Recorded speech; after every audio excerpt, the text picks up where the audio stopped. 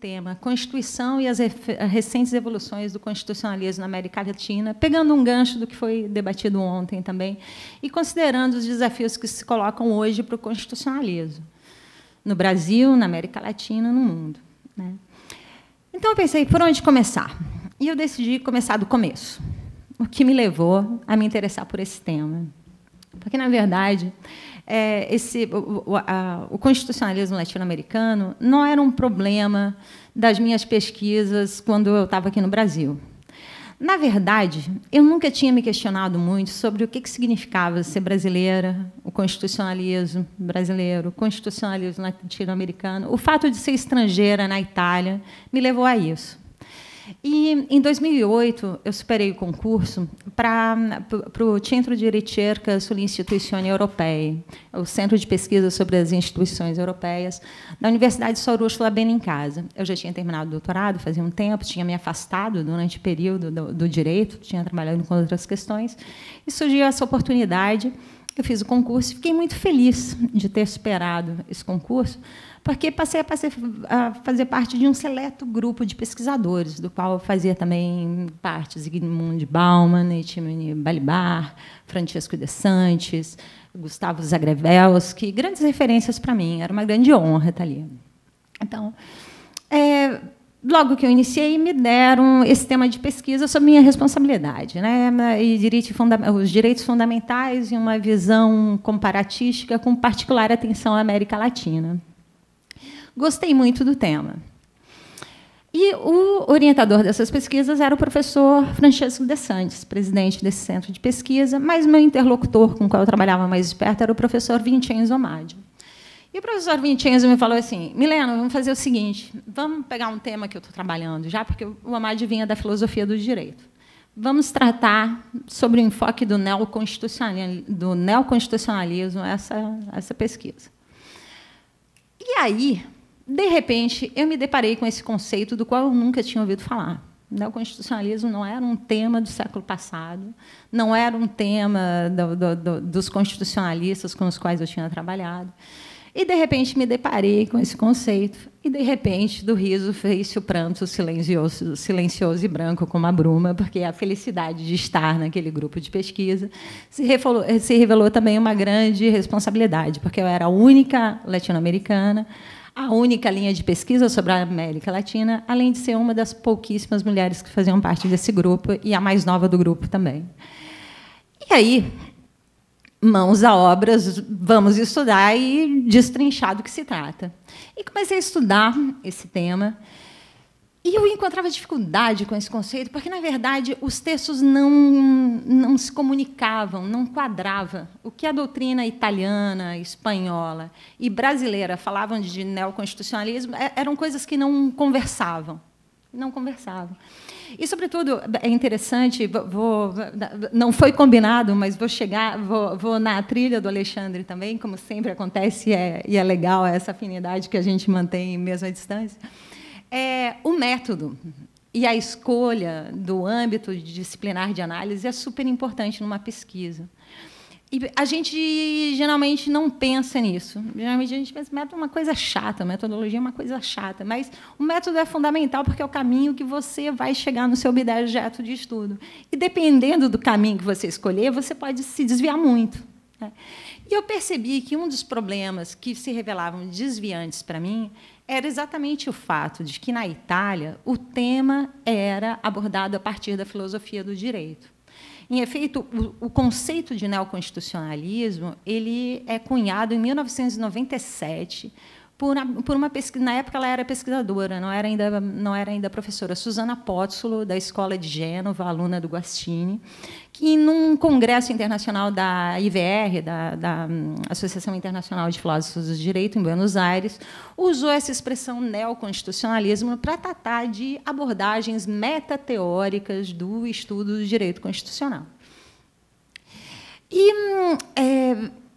na verdade, esses textos traziam grandes, interessantes elucubrações sobre a filosofia do direito, as taxonomias, as condições ideais do discurso, e coisas tão bacanas, de grande erudição, mas eu estava preocupada com a América Latina. e eu pensava como é que eu ia chegar no meu objeto de estudo, que era exatamente o que me preocupava.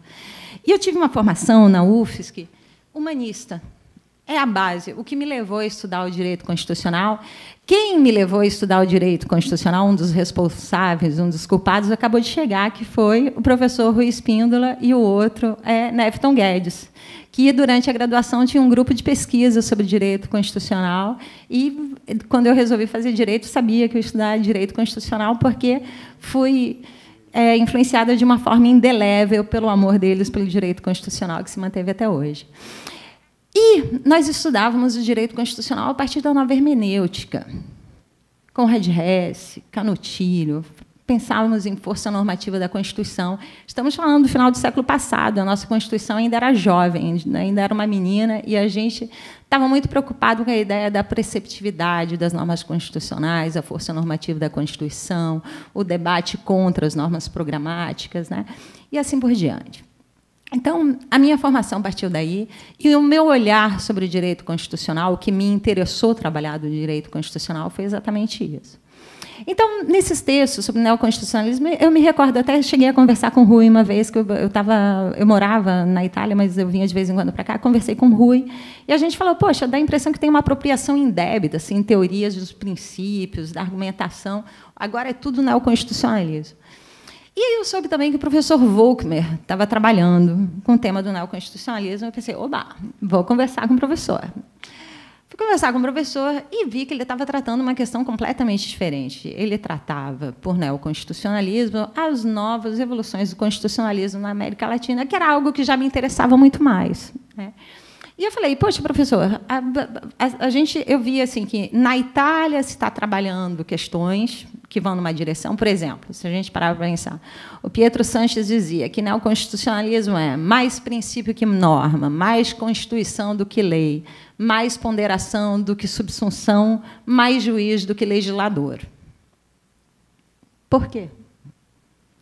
Ao mesmo tempo, Barroso e a doutrina que o Brasil foi profundamente influenciado por um texto do Barroso, que é 2003, se eu não me engano, 2006,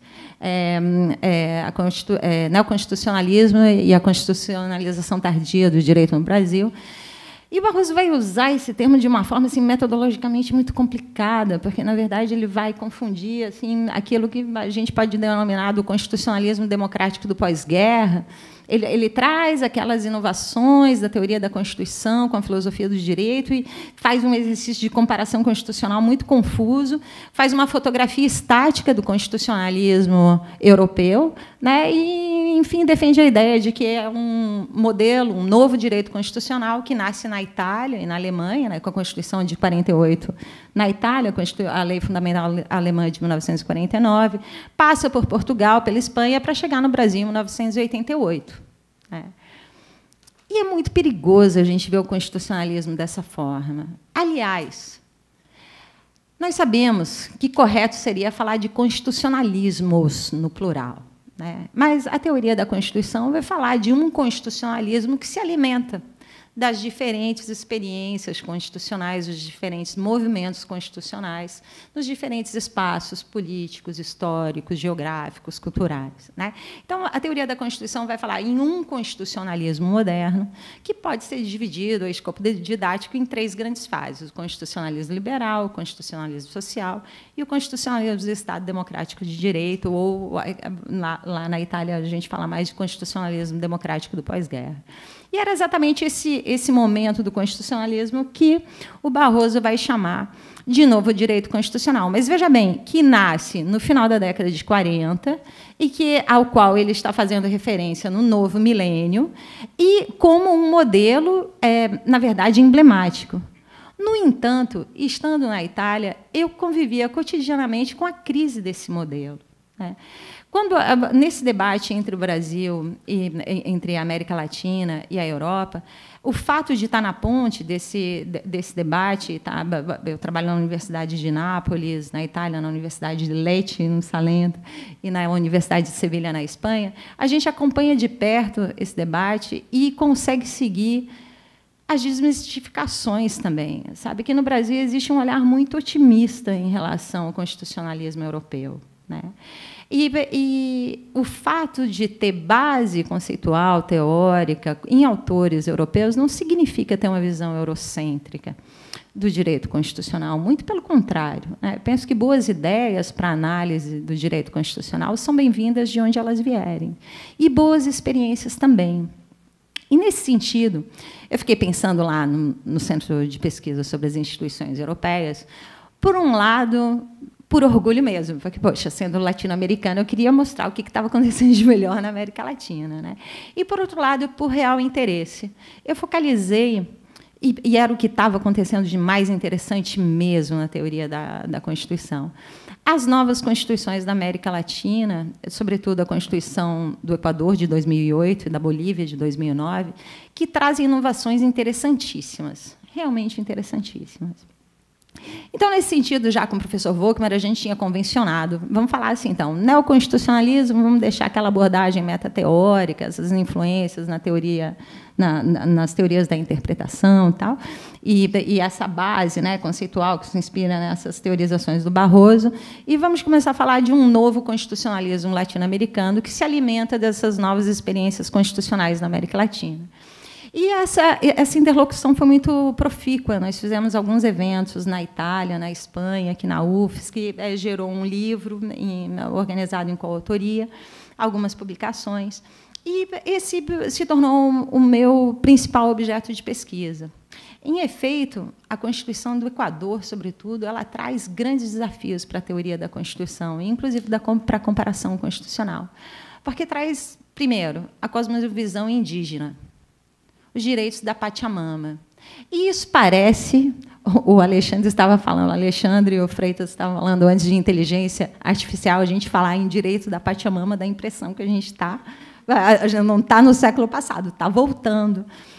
Mas é interessantíssimo isso, porque o resgate dessas tradições antigas e dessas concepções diferentes de mundo podem nos dar, hoje, atualmente, no novo milênio, percepção diferente sobre o modo de viver, de consumir, de se relacionar com a natureza, com os diferentes grupos humanos. E é realmente muito interessante o que a Constituição do Equador e da Bolívia, especialmente, trazem, né? A ideia de um Estado plurinacional, que é muito mais ligado com as realidades latino-americanas, inclusive com a brasileira, o reconhecimento dos direitos da natureza de forma precursora, revolucionária, profundamente difícil de compreender e de operacionalizar, né? A ideia de que a mãe natureza, a Pachamama, a Madre Terra, tem direitos que devem ser respeitados, que devem ser defendidos por qualquer pessoa. O direito fundamental à água. Ao mesmo tempo, a incorporação das línguas indígenas, a Constituição do Equador usa uma linguagem não sexista, antissubordinação, ela fala de equatorianas, equatorianos, ministras e ministros. O texto fica até repetitivo, mas para deixar claro essa percepção das mulheres, da cidadania das mulheres também. Incorporam princípios da cosmovisão indígena, terra sem mal, não sejas preguiçoso, não sejas ladrão, questões que parecem simples e que, no entanto, vão trazer para um convívio as diferentes subjetividades que efetivamente constituem essas sociedades profundamente plurais. E a nossa sociedade brasileira também é plural, só que a gente esquece muito disso, né? Nós aprendemos muito pouco com as nações indígenas, conhecemos muito pouco disso, né? Em efeito, quando eu estava morando na Itália, eu tinha muita dificuldade, porque toda a referência que se tinha do Brasil não fazia parte da realidade de onde eu vinha. Eu sou aqui de Santa Catarina, sou de Florianópolis mesmo. Então, se falava da floresta, que eu não conheço, se falava do futebol, que todo o respeito pelo Avaí, pelo Figueirense, não era um esporte, se falava de carnaval, que também não era uma tradição. E, nesse sentido, nesse percurso, eu comecei a me interrogar muito sobre a identidade brasileira e, sobretudo, sobre a identidade constitucional brasileira, porque, por muitos aspectos, a gente se alimenta, sim, do direito italiano, do direito alemão, são grandes referências para nós, né? Especialmente o direito público. Mas, no entanto, por que mantivemos sempre esse olhar assim, de costas para a América Latina e de frente para a Europa, né? Será mesmo que não temos que aprender com a América Latina? Será mesmo que essas inovações constitucionais não podem nos dizer coisas novas e importantes? né? Então, foi nesse sentido que direcionei as pesquisas, e, na Academia Brasileira de Direito Constitucional, eu tenho um grupo de estudos que se chama O Patrimônio Comum do Constitucionalismo Democrático e a Contribuição da América Latina. Esse grupo tem sede lá na Universidade Regional de Blumenau, onde eu dou aula, e também no Centro Didático Europeu, Centro Didático Euro-Americano sobre Políticas Constitucionais, lá na Universidade do Salento, no sul da Itália, onde eu coordeno a área lusófona, a área dos países de língua portuguesa. E nós temos trabalhado muito com essa ideia de um novo constitucionalismo que se apresenta a partir, especialmente, das constituições da Bolívia e do Equador, e um diálogo com a América Latina, também com autores latino-americanos. E aí, o que acontece? Pensando nesse cenário, eu pensei em destacar para vocês algumas questões centrais, porque isso geralmente é um curso de pós-graduação de 20 horas, então, em meia hora, vamos direto ao ponto, né? Quais são as questões, as grandes questões que se colocam hoje, pensando a esse debate, mas, sobretudo, pensando ao debate odierno aqui no Brasil? Ontem à noite, eu pensei numa coisa, recordei uma coisa e decidi tratar hoje com vocês algo que eu nunca tratei, que, na verdade, foi a parte do meu relatório de pesquisa, a primeira, a relação parcial do relatório de pesquisa que foi entregue há 10 anos atrás, no qual eu falava dos riscos, do perigo subreptício que os equívocos metodológicos do uso do termo neoconstitucionalismo poderiam comportar. E, sobre isso, eu vou falar nas observações finais, né? Em relação a esse novo constitucionalismo latino-americano, eu penso que a grande questão, e que isso se revela nos encontros que a gente faz sobre isso, com o PED, tem prestado atenção nesse tema, as universidades começam a incorporar nos centros de pesquisa, das pós-graduações também, é o seguinte: pode-se falar de um novo constitucionalismo na América Latina? Essas evoluções comportam um novo modelo? Esse modelo é um modelo de ruptura? Rompe com o constitucionalismo europeu? Porque muitos autores, tentando fazer uma abordagem apologética e com razão, querendo sublinhar os méritos desse novo modelo, insistem em ver esse novo constitucionalismo latino-americano com uma contraposição do constitucionalismo gestado na Europa e nos Estados Unidos, né? E a pergunta é: rompe ou não rompe com o constitucionalismo? Aí depende do que a gente vai perceber, vai observar como constitucionalismo. Nós podemos dizer que sim e que não, né? Se rompe, rompe em relação ao quê? Sobre a história constitucional dos respectivos países, claro que é uma ruptura, né? Toda nova ordem constitucional é um evento de ruptura. Em relação à história da América Latina, é uma ruptura também, porque nós temos, pela primeira vez, a incorporação da cosmovisão e desses sujeitos, dessas novas subjetividades, que foram sujeitos ocultos ou ocultados da história latino-americana, né? Primeira vez que eles vêm como protagonistas do texto constitucional, da ordem constitucional. Por exemplo, na Bolívia, tem a criação de um tribunal interessantíssimo. As decisões do tribunal, Alexandre, não sei se você já teve a oportunidade de dar uma olhada, para a hermenêutica é maravilhosa, o Tribunal Plurinacional da Bolívia, porque, sendo uma junção de diferentes jurisdições, você pega desde a jurisdição indígena, campesina, originária, tradicional, e é um discurso de contemporaneidades que se encontram muito desafiador, muito desafiador. Teve um aluno me trouxe uma decisão que cita esse texto, esse livro meu.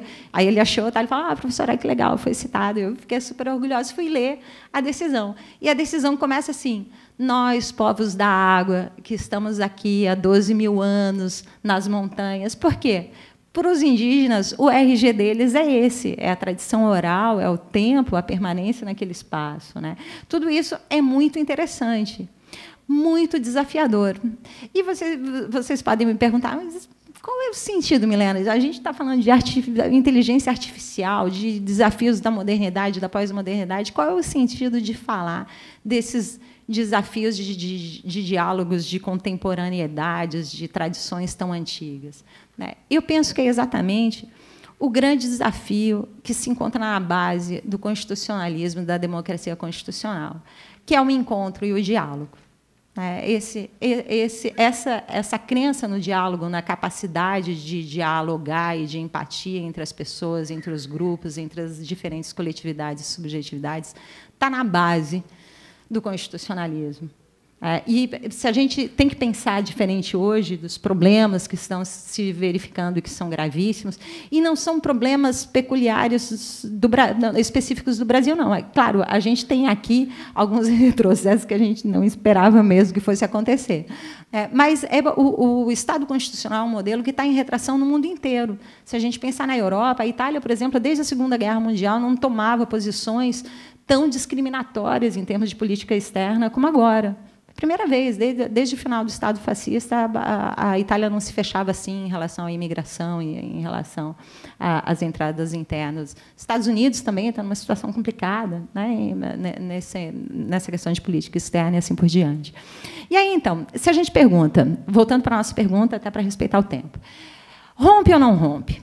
Aí depende como que a gente vai observar o constitucionalismo. Se nós considerarmos, primeiro, Constituição, vamos partir de um conceito simples. Constituição em sentido moderno. Documento escrito, voltado à racionalização do poder e à proteção dos direitos humanos e fundamentais. Se a gente considerar esse conceito de Constituição, o constitucionalismo vai nascer lá, na trilha da Revolução Francesa e da independência dos Estados Unidos, ou seja, no final do século XVIII, vai passar pelo modelo liberal, pelo modelo social, até chegar no pós-guerra e trazer uma nova configuração. Nesse sentido, se a gente pensar Constituição, documento escrito voltado para a racionalização do poder e proteção de direitos e de sujeitos de direito, nós continuamos tendo essa percepção de Constituição. Da mesma forma que podemos ver uma evolução no Estado social do Estado liberal e do Estado democrático de direito para os modelos anteriores, poderíamos compreender o que está acontecendo na América Latina como uma evolução, como uma nova fase. Eu gosto de ver dessa forma. Gosto de ver dessa forma porque gosto da tese do constitucionalismo como um patrimônio comum da humanidade. Sem nenhuma ingenuidade em relação a isso. É importante. Sem nenhuma ingenuidade em relação a isso. Mas essa é uma tese importante porque foi onde se construiu a melhor experiência política democrática que nós conhecemos na história, da Europa, da segunda metade do século passado. A ideia de que o constitucionalismo nasce lá no final do século XVIII, na França e nos Estados Unidos, passa por uma série de evoluções. E aqui, quando a gente fala em evolução, não estamos falando de progresso, não estamos falando de uma expansão linear. Muito pelo contrário. A gente está falando dos movimentos constitucionais, das evoluções, das rotações, dos avanços, retrocessos, daquilo que vai caracterizando esse modelo que se alimenta das diferentes experiências constitucionais na relação entre textos e contextos na história e nos espaços nos diferentes países. Então, se nós considerarmos dessa forma, tem o Valerio Onida, é um constitucionalista italiano que eu gosto muito, e ele vai defender a tese do patrimônio comum do constitucionalismo democrático da seguinte forma. Ele vai dizer que o constitucionalismo, e ele também segue o Bobbio nesse sentido, porque o Bobbio vai dizer que os direitos humanos nascem como os direitos naturais universais, se desenvolvem como direitos positivos particulares, para, enfim, se consolidarem como direitos positivos universais. Por que o Bobbio fala disso? Porque ele está falando da projeção normativa nas primeiras constituições dos direitos humanos como direitos naturais, mas que são já reconhecidos como direito positivo, do desenvolvimento desses direitos no plano dos direitos constitucionais dos Estados, por isso, direitos positivos particulares, para se consolidarem como direitos positivos universais somente com a criação da ONU e a projeção internacional desses valores que, por muito tempo, ainda que com uma vocação universal, se desenvolveram na história de Estados particulares. Então, Valerio Onida vai, na trilha desse pensamento, ele vai dizer, a partir do momento que, não obstante, o constitucionalismo nasça com uma vocação universal, e essa vocação se encontra na raiz humanista, que está na base do constitucionalismo, O Bobbio também ressalta muito isso. Para aceitarmos a ideia do constitucionalismo, temos que aceitar o valor que nele se encontra implícito, que é o valor da dignidade humana, da pessoa, de toda pessoa. Né? É só com a criação da ONU e da nova ordem internacional depois da Segunda Guerra Mundial que nós teremos, enfim, a projeção no âmbito normativo internacional desses valores do constitucionalismo, liberdade, igualdade, democracia. Né? E, segundo o Valério Onida, é exatamente na prática dos direitos humanos que o constitucionalismo vai jogar a sua dimensão universal a partir de então. E aí o Onida vai nos dizer que é fácil denotar o núcleo duro dessa ideia do patrimônio comum do constitucionalismo. Ele vai dizer o seguinte, as ideias de base, né? Primeiro, a dignidade a ser reconhecida e protegida em cada ser humano. Segundo, o entendimento de que a organização política, o Estado, é para a pessoa e não o contrário. A ideia e estrutura do Estado de Direito, ou, nos termos da tradição anglo-saxã, o respeito da rule of law. Quarto, a existência de um núcleo intangível, indisponível tanto ao Estado quanto ao mercado, de direitos de liberdade do indivíduo. Quinto, o princípio de igualdade como proibição de discriminação e como parâmetro fundamental da adequação do tratamento jurídico.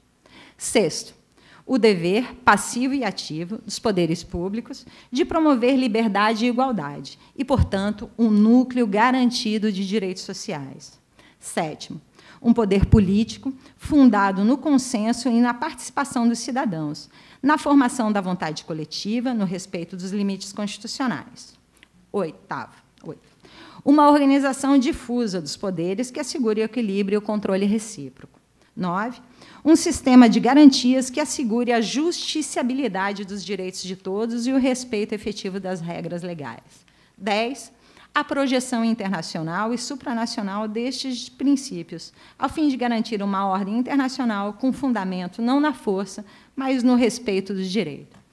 Se nós considerarmos esses 10 tópicos o núcleo duro do patrimônio comum do constitucionalismo democrático, a gente pode observar que essas evoluções aqui na América Latina não rompem com esse modelo, mas vão além.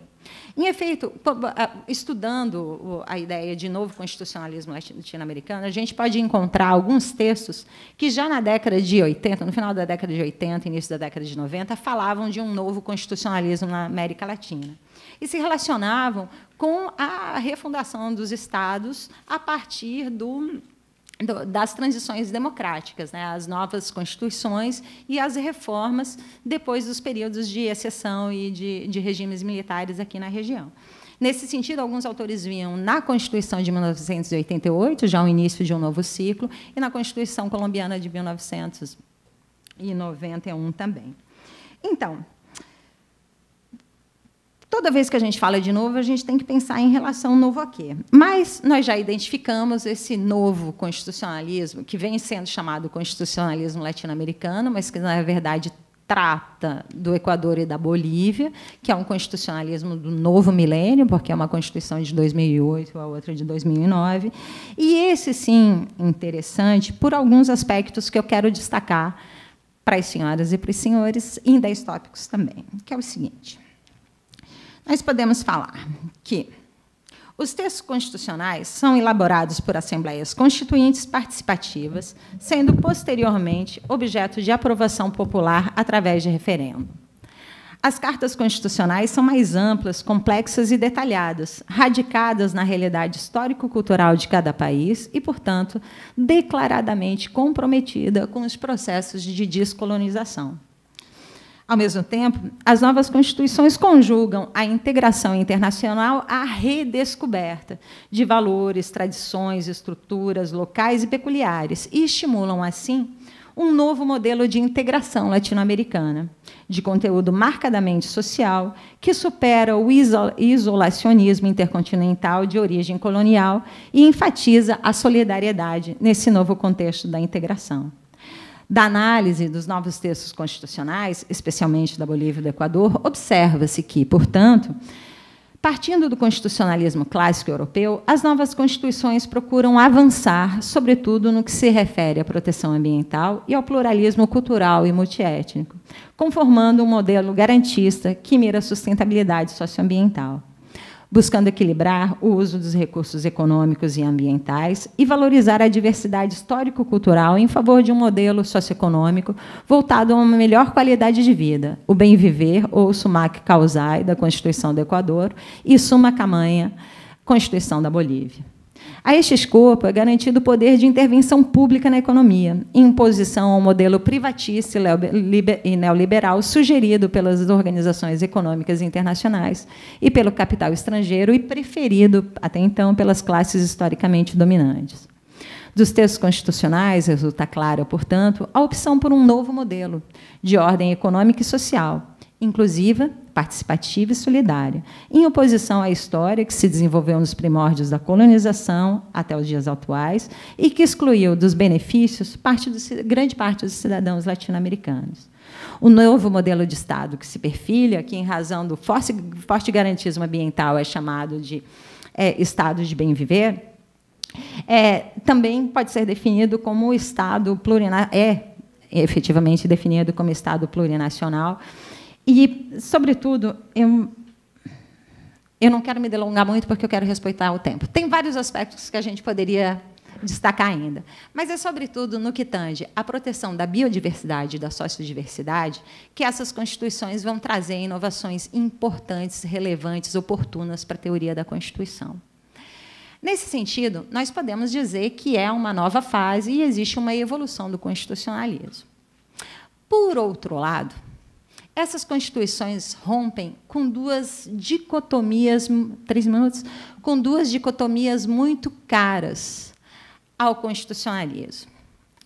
A relação homem-natureza, porque o constitucionalismo é uma projeção do justnaturalismo antropocêntrico, e nós teremos aqui uma virada biocêntrica, realmente se mantém o respeito, a valorização da dignidade humana e também se adere ao Sistema Internacional de Direitos Humanos, mas se coloca isso na relação, na convivência harmônica com a natureza, né? E também o paradigma igual-diferente, que caracterizou também as diferentes fases do constitucionalismo. Se a gente pensar, toda a história do constitucionalismo se afirmou como direito à igualdade, primeiro como isonomia, depois como igualdade material, depois como direito à diferença e o reconhecimento, a valorização de sujeitos com proteção especial nas constituições, mas essas constituições não vão trabalhar dessa forma. Elas vão trabalhar no paradigma da diversidade mesmo, onde não existe o normal e o diferente, né? O sujeito, a regra e o sujeito especial com proteção especial, mas a diversidade mesmo.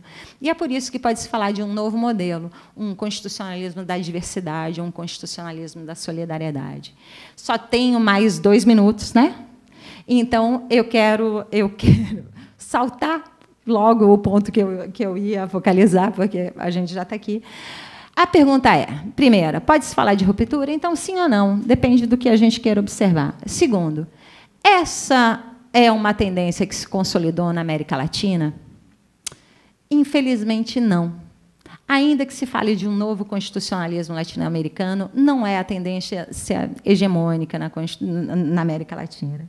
E, nesse sentido, pensando na realidade brasileira, parece ter se consolidado uma tendência que eu tinha visto como perigosa lá 10 anos atrás, no primeiro relatório de pesquisa, que era a preocupação, porque isso deflui daquele texto do Barroso, da conexão entre neoconstitucionalismo e moralismo jurídico, e do excessivo otimismo na figura do juiz. Isso já deflui dos primeiros textos sobre neoconstitucionalismo, e nós vimos hoje onde chegou essa defesa do Barroso, exatamente na atividade dele, pessoal, no Supremo Tribunal Federal, em que a preocupação com a força normativa da Constituição, às vezes, passa longe da decisão, né? É muito importante que um juiz como o Alexandre venha declarar isso de forma evidente, porque evidente o é. A gente não pode viver com abstrações. Em relação a isso, ontem também foi destacado várias vezes, né, que a gente se questiona por que esse desapego com a normatividade, com o texto constitucional, né? E por que também esse otimismo em função, em relação à jurisdição constitucional. Essas duas evidências que já se tinham do ponto de vista teórico, né? Coligar, né, o constitucionalismo com o moralismo jurídico e, por outro lado, observar essa excessiva, esse otimismo em relação ao juiz, eu penso que gerou o que hoje se consolidou, o que hoje a gente pode denominar judicialização da política e, como corolário, a politização da justiça e ainda a despolitização da democracia. São coisas muito preocupantes. São tendências que a gente observa na Europa também, mas aqui no Brasil isso é muito preocupante. E, por isso, para concluir, eu gostaria de me vincular à proposta de ontem, que eu gostei muito. Resistência, organizar a resistência. Eu penso que, realmente, a gente tem que organizar a resistência e se entrincheirar numa defesa intransigente da Constituição. Existem certas coisas que a democracia não pode tolerar. Nós temos que ser intolerantes com a intolerância, nós temos que ser intolerantes com a arrogância do poder. Nós temos que abandonar essa percepção de que o intérprete da Constituição é o judiciário e esperar essa resposta. Insisto sempre nas aulas de teoria da Constituição sobre aquilo que a professora Desirê falou ontem. Como interpretar o artigo 102? Não é o STF guardião precípuo. A princípio, a função do STF é ser guardião da Constituição. Numa democracia constitucional, todos nós, todos os poderes constituídos, o executivo, o legislativo, o judiciário, a cidadania, os diferentes setores da população, são chamados a defender. Nós somos responsáveis pela qualidade e a durabilidade da vida constitucional. Não podemos abstrair disso. A diferença que temos, na perspectiva metodológica, em relação à filosofia do direito, é que o direito constitucional não pode se permitir abstrações. Existe uma materialidade concreta no qual o direito constitucional vai esbarrar sempre, que é o corpo das pessoas que sofrem na carne a violação dos direitos. Nós temos necessariamente que encontrar respostas objetivas para problemas concretos. Disso a gente não pode escapar, por mais que sejam difíceis as questões que se colocam. O professor Alexandre falou de algumas questões. Vamos falar de desenvolvimento, vamos falar de sustentabilidade, vamos falar de soberania energética, soberania alimentar, temas que são tratados na Constituição da Bolívia e do Equador também. São grandes desafios que se colocam. E, para isso, é necessário muita inteligência, conhecimento, criatividade, boas ideias, responsabilidade, empatia, capacidade de diálogo. Né? Quando se pergunta, porque hoje a gente está tendo que discutir o óbvio, né? Por que é importante a concretização da Constituição? O professor Canutilho diz que é fundamental porque estabelece 3 níveis de racionalidade na comunidade. A racionalidade ética, a racionalidade jurídica e a racionalidade política. Não uma racionalidade absoluta, mas uma racionalidade possível, na medida em que os homens acreditarem que o discurso e a razão valem mais do que a força na resolução dos conflitos. Por isso, é muito importante a gente recordar da nossa capacidade dialógica, da capacidade de conversar, da capacidade de estabelecer empatia e, sobretudo, uma coisa que geralmente a gente não fala nas academias e, sobretudo, nos congressos de direito. Vamos falar de amor. A história do constitucionalismo está relacionada com o amor pela vida, com o amor pela humanidade em todos e em cada um. Pode ser lido dessa forma. Né? E o amor pelo conhecimento, o amor por novas ideias, pelas transformações, resistência nesse sentido. Para encerrar, eu quero trazer uma passagem que, para mim, é muito cara, de um personagem que eu não gostava muito. Os meus orientadores, tanto Alessandro de doutorado, tanto Alessandro Barata como Jorge Barata, amavam muito esse personagem. E eu não gostava por uma questão específica, assim, porque é Ulisses, de Dante. Que foi condenado pelo Dante, a gente já sabe por quê. Mas, para mim, talvez já pudesse ser condenado pelo fato de ter deixado a Penélope lá tecendo e desmanchando a teia, e o Telêmaco procurando por ele, enquanto ele se namorava as sereias, se divertia no processo da Odisseia, né? da aventura dele.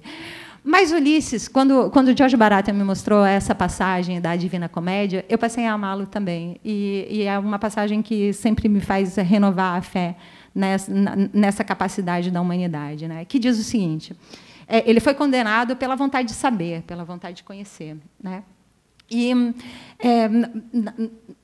no verso de Dante, Ulisses, tentando incitar os marinheiros nessa aventura pelo conhecimento, a desbravar o conhecimento, enfrentar os grandes desafios que se colocavam, todos os monstros que eles iam ter que confrontar e que nós também temos que confrontar.